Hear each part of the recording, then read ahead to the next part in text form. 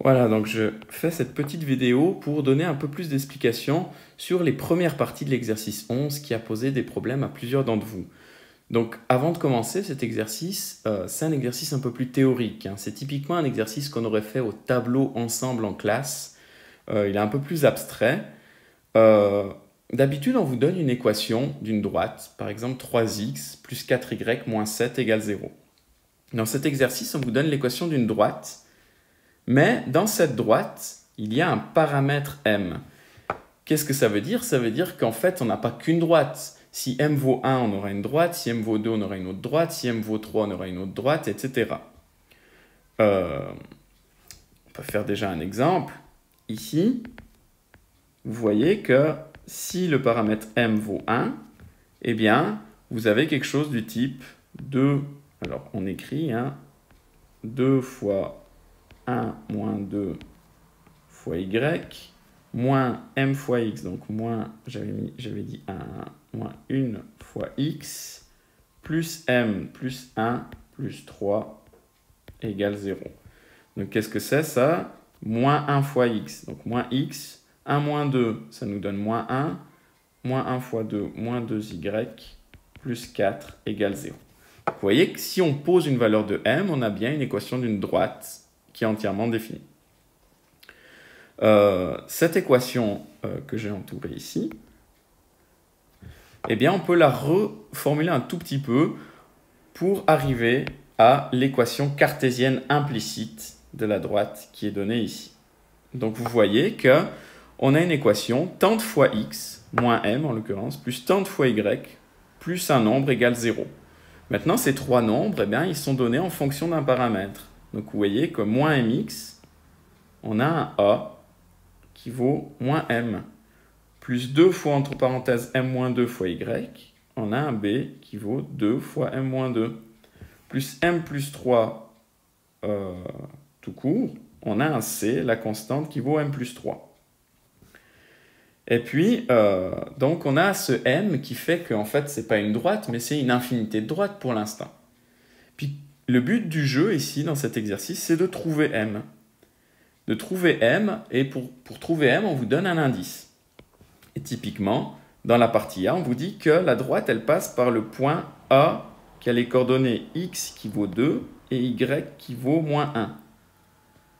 Donc si on place ça sur un axe xy, le point A, coordonnée x qui vaut 2, coordonnée y qui vaut moins 1, on est ici. On aurait notre point A qui est ici. Et puis, on veut que la droite passe par là. Donc, qu'est-ce que ça veut dire qu'une droite passe par un point?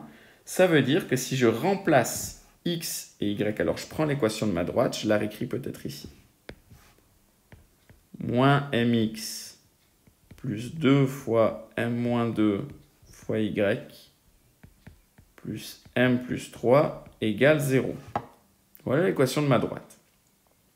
Si je remplace x par 2 et je remplace y par moins 1 dans cette équation, je dois valoir 0. C'est la condition pour que ma droite passe par ce point. Alors, faisons ce remplacement et regardons ce que ça nous donne. Moins m, x cette fois, je vais remplacer par ce 2 qui est là. Moins m fois 2. Plus 2 fois m moins 2 fois y. Y, je vais remplacer par ce moins 1 qui est là. Alors, fois moins 1, je mets des parenthèses pour que ce soit écrit correctement quand même, plus m plus 3 égale 0. C'est quoi cette chose-là? C'est une équation. Et vous voyez que maintenant que j'ai imposé la condition qu'on passe par le point A, eh bien, cette équation, il lui reste une inconnue. Quelle est l'inconnue? C'est m. Autrement dit, je peux résoudre cette équation afin de trouver le ou les m, c'est possible qu'il y en ait plusieurs, pour que la droite passe par A. Donc il suffit maintenant de résoudre, donc on a moins 2m. Si je distribue ici 2 fois m fois moins 1, ça va me donner moins 2m. 2 fois moins 2, moins 4 fois moins 1, plus 4, plus m plus 3 égale 0. Je mets tous les m ensemble, ça va me faire moins 3m. Tous les nombres ensemble, plus 7 égale 0. Donc, moins 3m égale moins 7. Donc m égale moins 7 sur moins 3, ce qui vaut 7 sur 3. Et voilà, on a résolu le point A, c'est-à-dire qu'on a trouvé, en l'occurrence là il n'y en a qu'un, on a trouvé l'unique paramètre m qui permet à la droite de passer par le point A. Et comment j'ai fait ça? J'ai remplacé les coordonnées x et y du point A dans l'équation de la droite. J'ai pris l'équation de la droite que j'ai mis en encadré ici. J'aurais pu très bien prendre l'équation de la droite qui était donnée dans la donnée. Hein. Elles sont complètement équivalentes. J'ai simplement mis en évidence A, B et C pour bien montrer, en fait, ce que j'ai fait ici, c'est que j'aime bien cette équation que j'ai encadrée en rouge, car c'est l'équation cartésienne implicite. Notez qu'on aurait pu faire le même exercice, c'est pas demandé, mais pour un autre point, un point B qui serait ici. Donc vous voyez le point B ici, il a les coordonnées 3, 3. Donc on aurait pu demander quand est-ce que la droite D passe par le point B. Qu'est-ce que j'aurais fait? J'aurais remplacé x par 3 et y par 3 dans l'équation de la droite. Et j'aurais eu à nouveau une équation, une inconnue, et j'aurais trouvé une autre valeur de m. Voilà, donc la partie A, oui, dans le corrigé, on trouvait bien 7 tiers, donc je n'ai pas fait de faute. Et puis dans la partie B, on demande à ce que la droite, elle passe par un autre point. Le point en question, c'est l'origine. Donc l'origine, rappelez-vous tout le temps, l'origine, en général, on lui donne la lettre O majuscule, et c'est simplement le point qui a les coordonnées 0, 0. Donc sur votre graphique, l'origine, elle est là. L'origine, c'est le croisement des axes. Donc à nouveau, on reprend notre équation de la droite, qui est ici. Pardon, là je suis sur le point B. On reprend l'équation de la droite. Je vais y arriver. Et puis on remplace x par 0 et on remplace y par 0. On trouve quelque chose d'assez simple parce que 0, ça annule toute cette chose-là et le fois 0 annule toute cette chose-là et finalement on a m plus 3 qui vaut 0, donc m qui vaut moins 3. Pour les parties C et D, j'ai trouvé plus simple de passer par l'équation cartésienne explicite.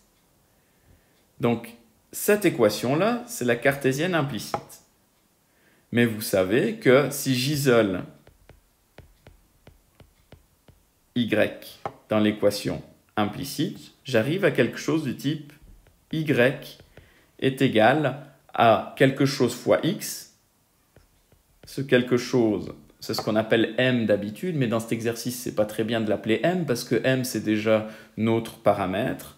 Donc je l'appelle juste pente. Pente fois x plus h. Où h, on a vu aussi que ça correspondait sur un croquis à l'ordonnée à l'origine. Mais ça, c'est pas important pour cet exercice. Je l'avais fait dans le corrigé, je l'ai effacé ici.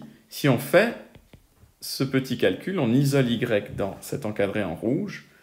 Notre pente, elle va devenir, je l'ai écrit plus bas, m, cette pente en fait, elle devient m sur 2 fois m moins 2. Vous voyez, c'est ce m-là, en passant à droite, qui devient plus m, et ensuite on divise par cette chose-là. Donc la pente de notre droite, de manière générale, elle vaut m sur 2 fois m moins 2. Dans la partie C, on veut que notre droite dm, elle soit parallèle à OX. Qu'est-ce que ça veut dire? Si vous faites un petit croquis, de nouveau, un axe XY. Donc OX, il est là. Ça, c'est OX. Donc parallèle à OX, je ne sais pas où elle passe, mais ma droite, qu'est-ce que ça veut dire? Ça veut dire que ma droite sera une droite horizontale. C'est ce que j'ai écrit ici. Et donc, moi je sais que la pente de la droite est donnée par m sur 2 fois m moins 2. Une droite horizontale, elle a quoi comme pente? Elle a une pente de 0. L'accroissement de y sur l'accroissement de x, ça vaut 0, puisque y ne croît pas ou ne décroît pas. Donc, l'équation à poser, c'est que la pente vaut 0. Et donc, m sur 2 fois m moins 2 vaut 0. Ça vaut 0 uniquement si le numérateur vaut 0 et donc m égale 0.